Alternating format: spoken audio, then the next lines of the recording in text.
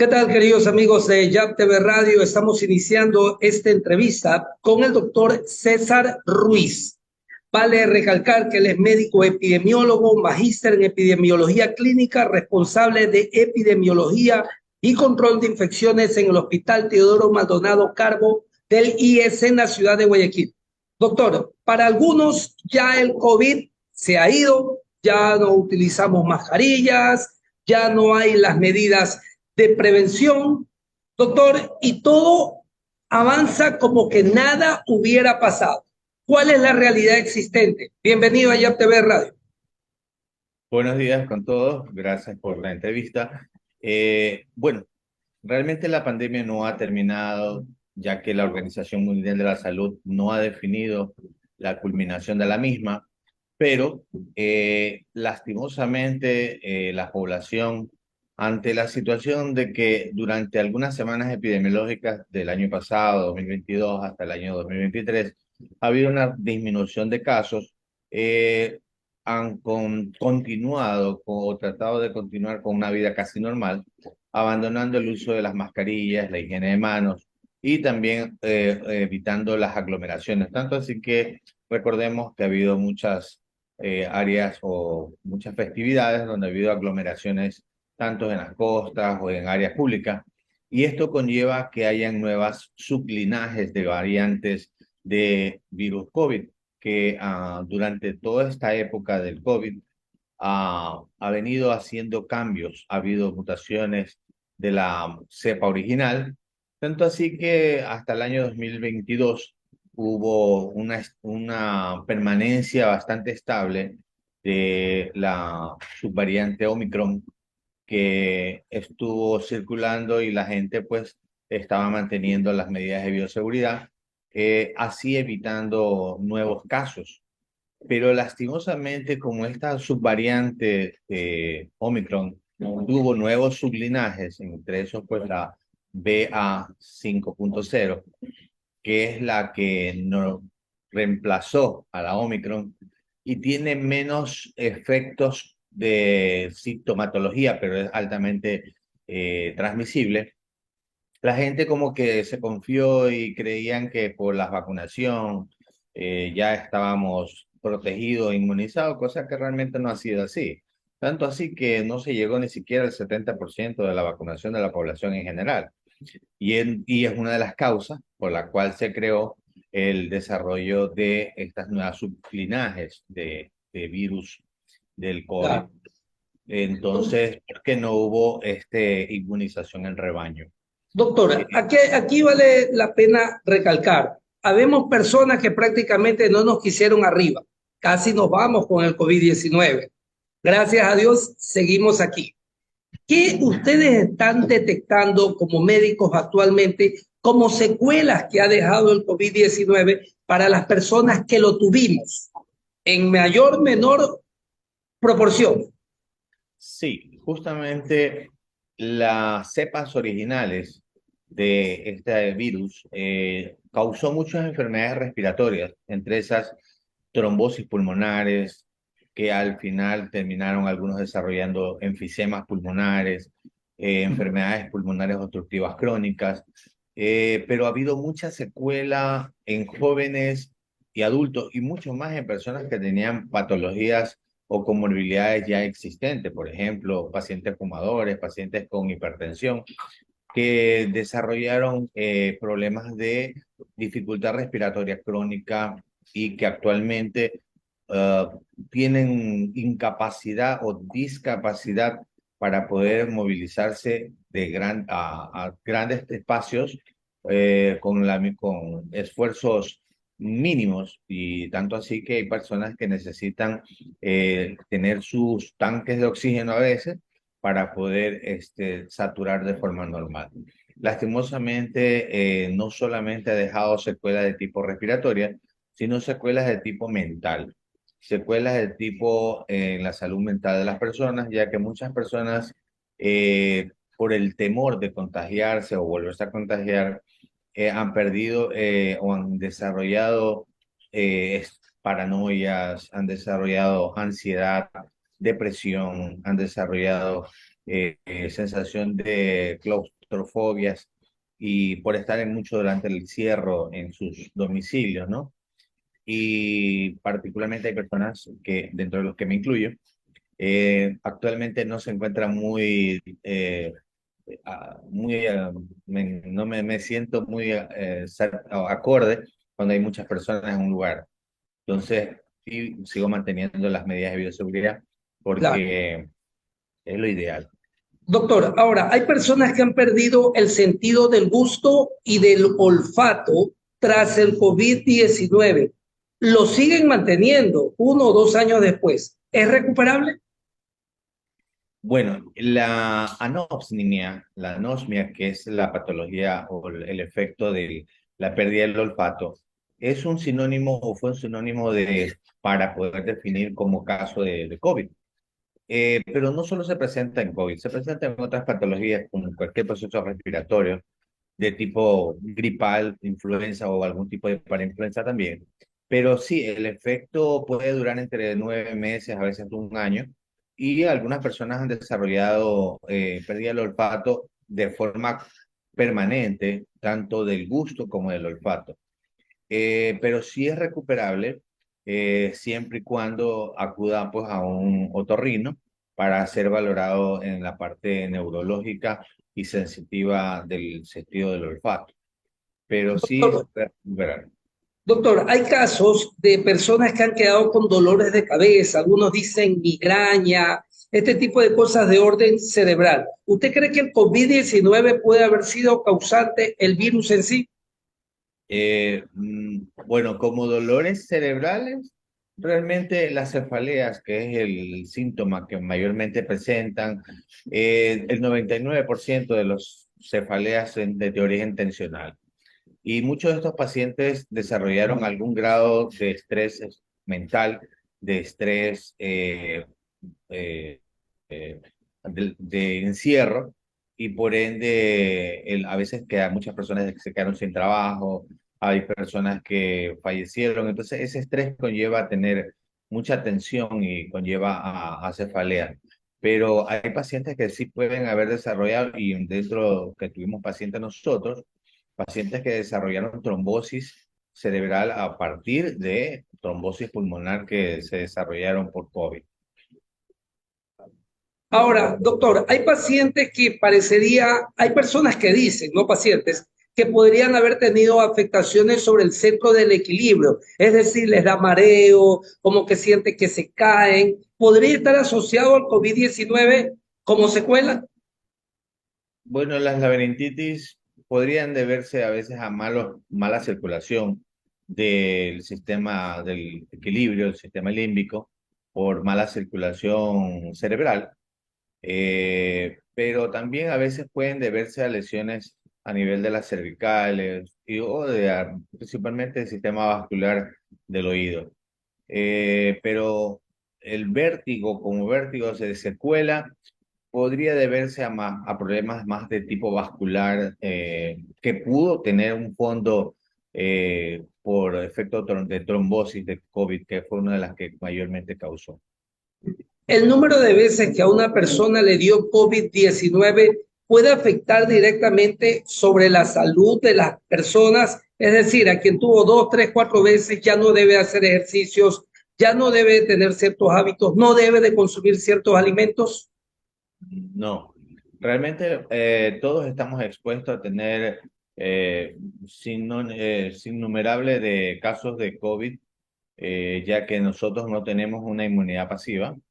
Lo que se nos suministró fue proteínas, de una proteína Spike, lo que nos ayuda es a tener algún grado de sensibilización contra este tipo de virus, pero esto no tenemos inmunidad. Algunos que sí tuvieron COVID grave, tuvieron algún grado de inmunidad, pero que lastimosamente fue desapareciendo. Y nosotros más bien debemos evitar, sí, el contagio, porque podemos tener en alguno de estos cuadros una complicación y a veces un agravamiento del mismo. Pero nosotros podemos tener en cualquier momento casos de COVID repetidos, eso no hay problema. Frente al COVID y frente a otras enfermedades, cáncer, etcétera, hay una mayor predisposición por parte de las personas que tuvimos COVID. Quien le habla tuvo como 4 veces detectada, habrá que ver cuántas veces más la tuve. ¿Podremos tener tendencia a captar ciertas enfermedades con mayor facilidad? Sí, justamente, ¿quiénes son los mayormente vulnerables? Son aquellos pacientes inmunocomprometidos, pacientes que tienen sus defensas bajas, aquellos pacientes hipertensos, aquellos pacientes que tienen enfermedades persistentes, obesidad, diabetes, pacientes que tienen enfermedades pulmonares obstructivas crónicas. Ellos sí tienen una mayor predisposición y de complicarse y agravarse a tal punto de que tengan la necesidad de poder tener la necesidad de un soporte de tipo ventilatorio, un ingreso a una terapia intensiva. Ellos sí, pero mayormente los casos que se nos está presentando, por ejemplo, con la subvariante, la BQ1.0 y la BQ1.1.1, que mayormente en Pichincha sí está dando casos de procesos respiratorios bastante graves, principalmente en niños. En Pichincha ha habido bastantes casos de la nueva, esa es la nueva sublinaje que se está circulando actualmente. Ya está reemplazando a la BQ, perdón, a la BA5.0, que era la subvariante de la Omicron. Doctor, finalmente, ¿qué hábitos debe de tener la persona que ha tenido COVID-19 como para no tener afectaciones a futuro? Lo más importante, mejorar la circulación, mejorar la respiración, caminar, hacer actividad física diaria, matutina, más que sea de 10, 15 minutos, comer antioxidantes, tomar sustancias ricas en vitamina D, vitamina C, magnesio, que ayudan a mejorar la circulación, principalmente la cerebral. El magnesio actúa excelentemente a nivel cerebral.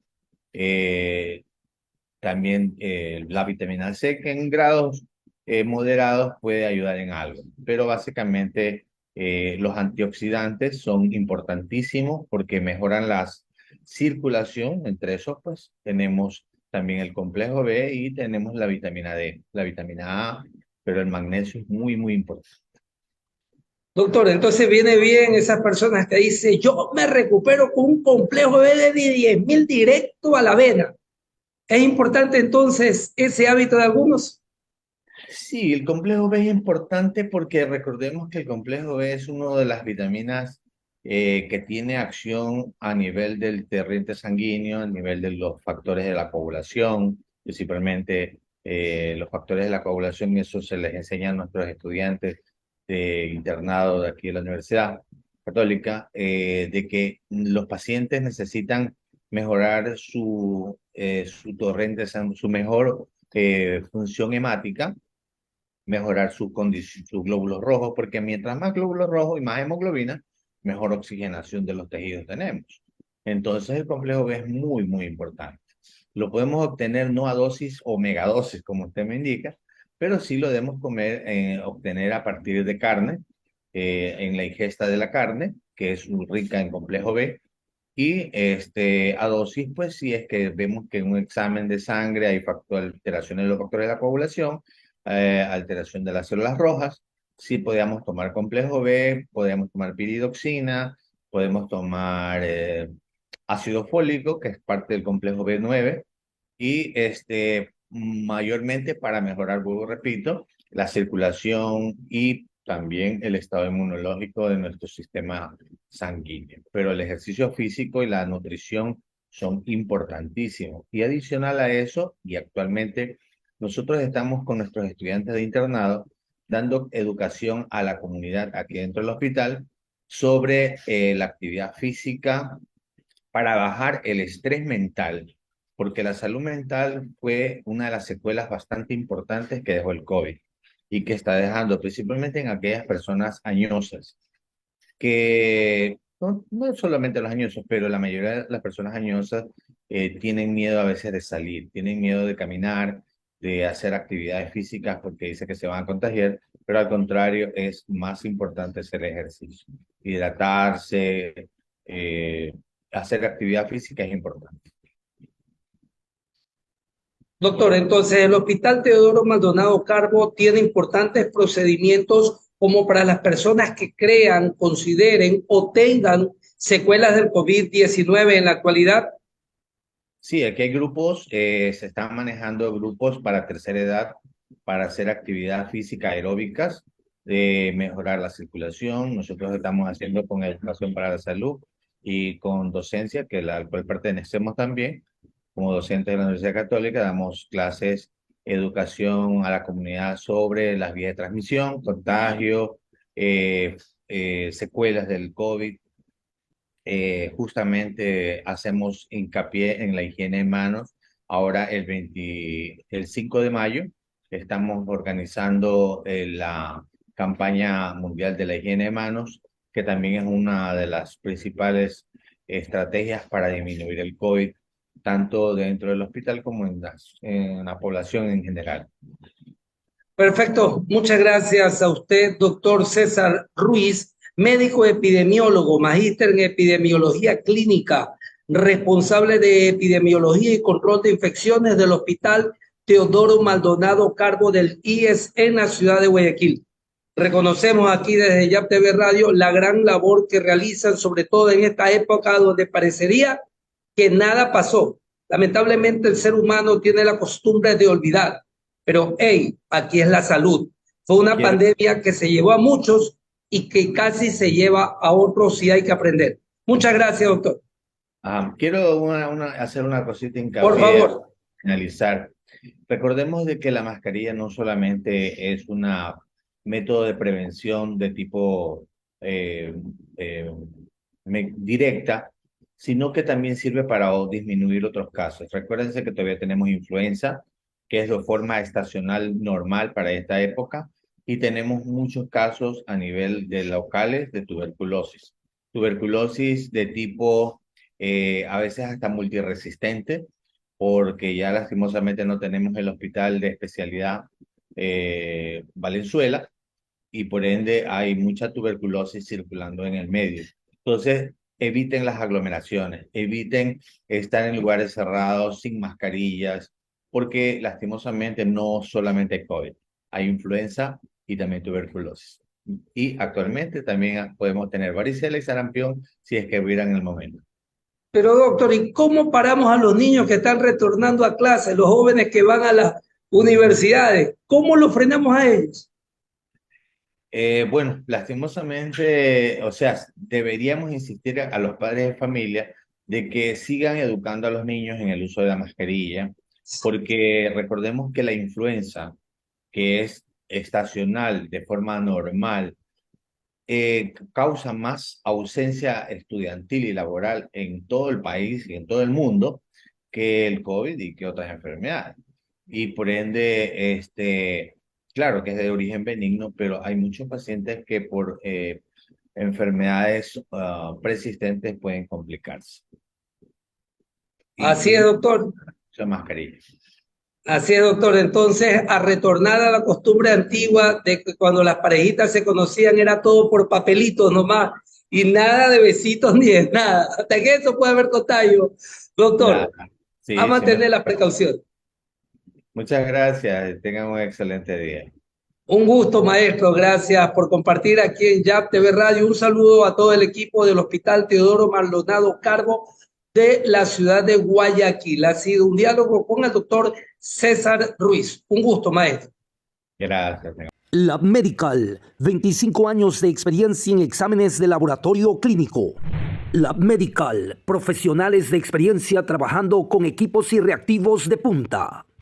Visítenos en Leonidas Plaza y Febres Cordero en Guayaquil o agende su cita al 0997-830129. Laboratorio Clínico Lab Medical. Aspi Band, la única banda musical con chicos Asperger de Ecuador. Quiropráctico Eduardo Cabrera, especialista en dolor de espalda, migraña, estrés, rodillas en varo, corrección de postura, insomnio, dolor de cadera, dolor de hombros.